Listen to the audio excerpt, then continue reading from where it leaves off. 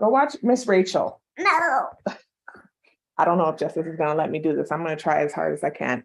So I went on a trip with my little ones last month. And I had been planning this trip for several months. I was really excited about it. Actually, let's keep it a buck. I've been planning this trip for several years.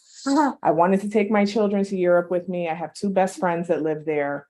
And I finally manifested it. This year, everything fell into alignment, except when I went to go check their passports 2 weeks before it was time to go, I realized that they had been expired. And I was like, oh my goodness. Like I had, you know how when you realize something like that, you have like this pit feeling of just like anguish and dread and just like, so I had that. And I was really, really upset. And then, of course, I was able to, within about 5 minutes, switch over. Thank you. I was able to switch over and start to go into solution mode, right? Because I think this is the important thing. Like, it's okay to have that little meltdown moment. It's okay to have that reaction of, oh my gosh, what is going on? What am I going to do? This is horrible. Just fear, right? Just fear overtaking it.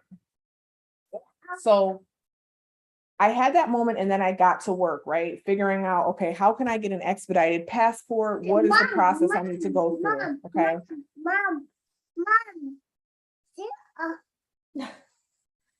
I thought she was going to behave while I did this live. So we'll see. Maybe she'll be fine if she's next to me. So anyways, I start the process and I'm going through, I'm doing what I got to do. I'm going to the senator's office. I'm doing this, first of all and foremost, thank you, God, that there was a process to go to. There were things in place that allow me to, have the possibility of being able to rectify the situation and to be able to get this passport and to still be able to go on this trips, because I'm talking about thousands of dollars had already been spent on accommodations and flights and whatnot. So it's getting closer and closer. Okay, so I see that mommy has to go live when you're with dad. That's what I see now, or big sister. I love these passion fruit LaCroix. Anyway, I'm going to skip over a lot because I know that it's a little bit distracting with little one here, but so this is literally, like I said, 2 weeks before we're set to leave. And I am, so this is the part that I want to share with everybody, right? Because there's always this liminal space. There's always a time period between when we realize something is not going the way we want it to, and then when it either manifests that it doesn't go that way, or that it manifests that it still works out anyways, right? There's a space, there's a gap of time in between there. And what is going on in your mind and your heart in that liminal space is so, so, so important. Because if you are, entertaining the worst case scenario, oh my God, we're not going, oh my God. And here's the big thing. Keep your mouth shut about bad news. Let me say that again. Keep your mouth shut about bad news. Allow yourself to have the reaction, and allow yourself even maybe one time to vent to someone that you trust, like your best friend or your sister or your mom, or someone who has the emotional capacity not to get drowned and get lost in that fear with you. Someone who is going to offer you a solution. Is going to say, you know what? No, everything's going to work out. No, there's got to be a way. There's got to be a way. Yeah, we got to do that. We got to talk to people that are going to say, you know what? No, there's a way that it can work out. After you have that initial conversation, do not talk about it anymore. Don't tell people. Listen, my girlfriends that live in Germany. No. I did not. No, See, like she's saying, don't say that. I didn't tell them, no, I don't know what's going on, the passport. I didn't tell them anything. Okay? Justice, I need for you to be quiet right now, okay? Thank you. I didn't tell them anything about what was going on. I didn't tell them about the passport situation. I didn't tell anybody about the passport situation. I only spoke about it and I'm speaking about it after it works out. Okay, so that's the first step. Be silent about it. Because the more that you tell people about the disappointing news that you've discovered or that you've received, the more that people are going to be co-creating that reality with you. Okay, the more, and you got to be really careful who you tell your business to in general, because not everybody is happy for you. Not everybody wants to see you win. Not everybody wants to see you be able to manifest and fulfill the things that they know that you want. Okay, so that's the first thing, is allow yourself to have that reaction of that worst case scenario of, oh my God, we're not going to be able to go on this trip, or oh my God, this is not going to happen, or oh my God, whatever, fill in the blank. But after that initial time of letting yourself go down that rabbit hole, leave it there. Switch your focus over to, how can I make it work? Okay, you know what, even if this doesn't work, what's the plan B? What can happen? So anyways, we get the process going. The passports are on the way.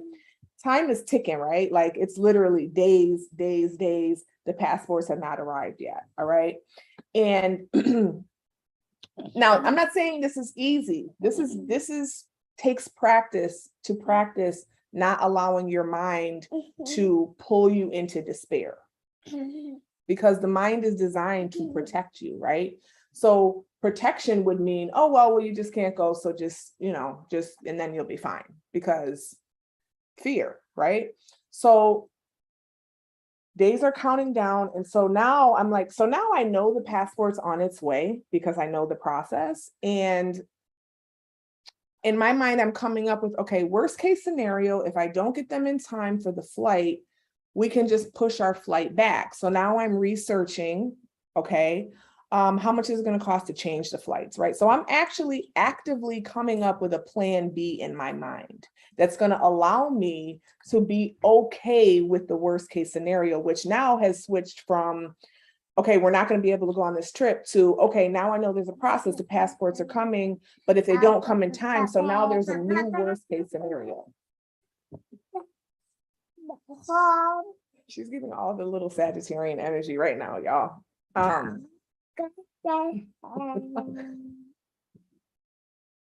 So that's my new plan B. That's my new worst case scenario that I allow myself to entertain, right? And I allow it one time and I'm done with it.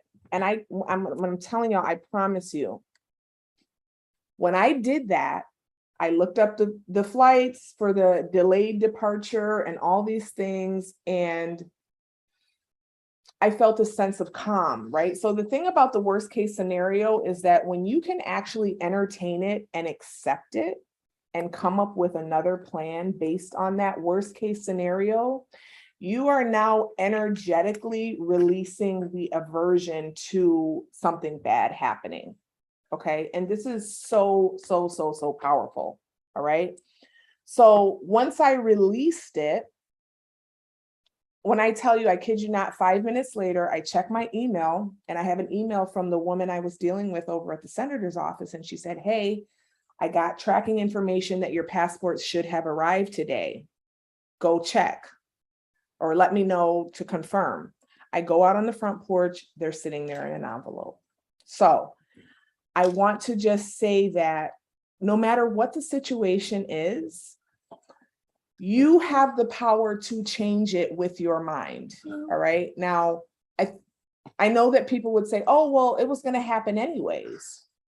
But do we really know that? Do we really know that if I had been stressing about it and I called up everybody and, oh my God, we're not going to be able to go because the passports aren't here, I can't believe it, do we know that it really would have worked out? No, we don't.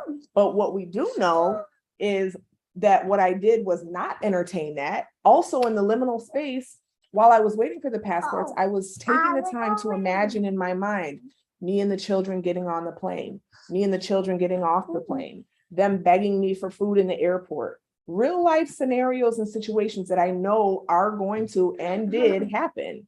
Us, coming to our friends in Berlin, us hanging out with them, us sharing food with them, all of the things that I knew would in fact happen, scenes from that reality of it actually happening, I kept myself entertained with those instead of spending my time and mental energy imagining, the disappointment, the tears, the upset, the sadness about, it not actually working itself out.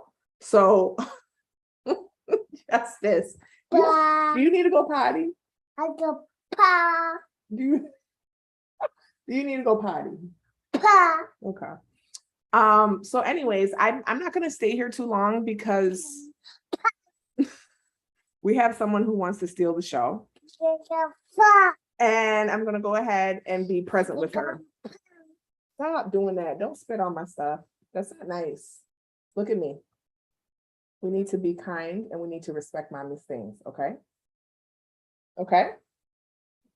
Thank you. So anyways, I love you all. Thank you for joining me. This did not go how I planned, but you know what? I'm still going to be grateful and I'm still going to be satisfied with the fact that I showed up and that I was able to share this story. I hope that you got something from it.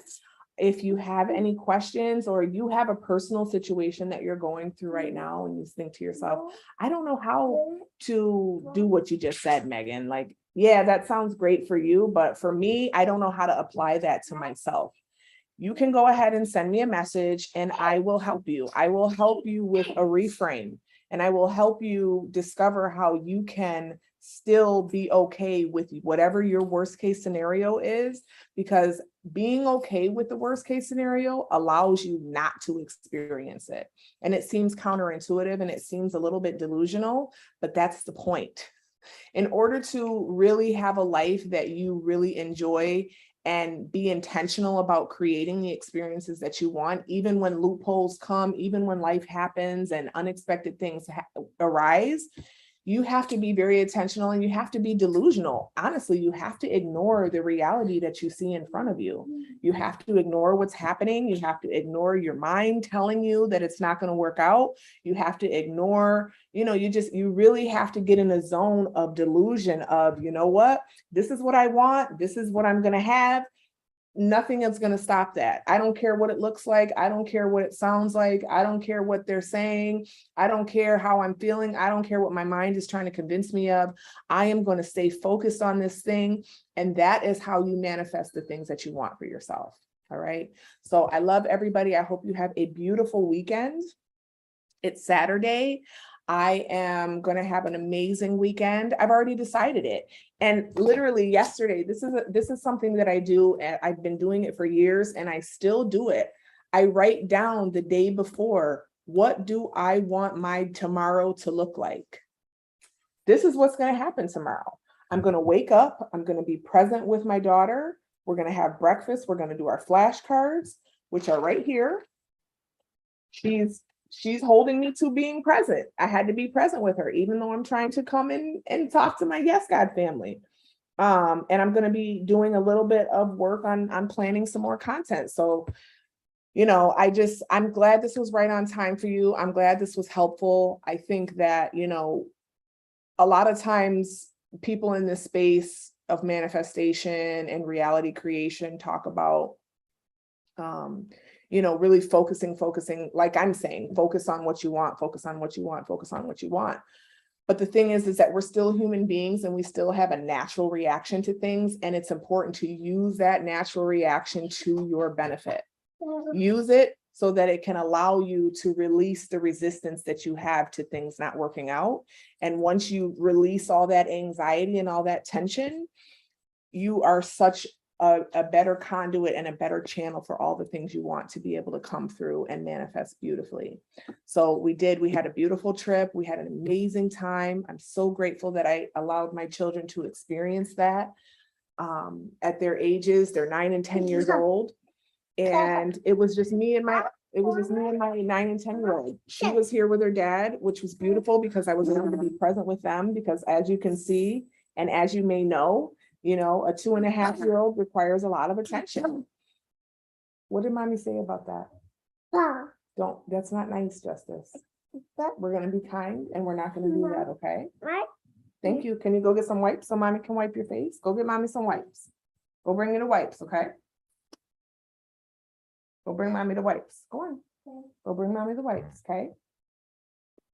All right, y'all. I love you. I'm gonna share this live. I hope you have an amazing weekend. Hit me up if you need help with this reframe, and I'll talk to you and I'll see you soon. Bye. Yeah, that's Yay, did you go get the wipes? what. Go get it. Bring it to mama.